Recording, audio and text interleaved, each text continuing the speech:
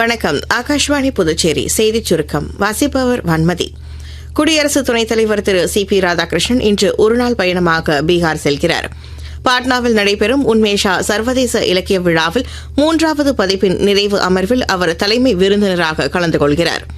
தொடர்ந்து முசாஃபர்பூரில் சாமுண்டி தேவி கோவிலில் அவர் சுவாமி தரிசனம் செய்யவுள்ளார். பிரதமர் திரு நரேந்திர மோடி நாட்டு மக்களுடன் தனது எண்ணங்களை பகிர்ந்து கொள்ளும் 126வது மன் கி பாத் எனும் மனதின் குரல் நிகழ்ச்சி ஆகாஷ்வாணியில் இன்று காலை 11 மணிக்கு ஒலிபரப்பாக உள்ளது.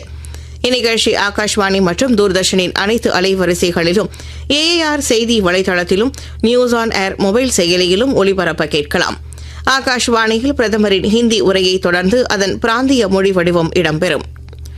உலக பயங்கரவாதத்தின் மையமாக இந்தியாவுக்கு ஒரு அண்டை நாடு இருப்பதாகவும், சுதந்திரம் அடைந்ததிலிருந்து பயங்கரவாதத்தின் சவாலை எதிர்கொண்டு வருவதாகவும் ஐநா பொதுசபை 80வது அமர்வின் பொது விவாதத்தில் உரையாற்றிய டாக்டர் ஜெய்சங்கர் தெரிவித்தார்.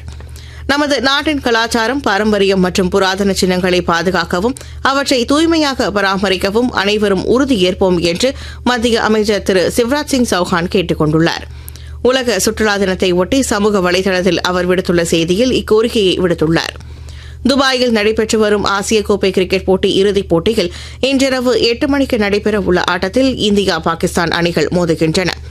தமிழகம் நோக்கி வீசும் மேற்கு திசை காற்றின் வேக மாறுபாடு காரணமாக இன்று முதல் வரும் அக்டோபர் 3ஆம் தேதி வரை தமிழகத்தின் ஓரிரு இடங்களிலும், புதுச்சேரி மற்றும் காரைக்கால் பகுதிகளிலும் லேசானது முதல் மிதமான மழை பெய்யக்கூடும் என்று சென்னை வானிலை ஆய்வு மையம் தெரிவித்துள்ளது. இத்துடன் இந்த செய்திச் சுருக்கம் நிறைவு பெறுகிறது.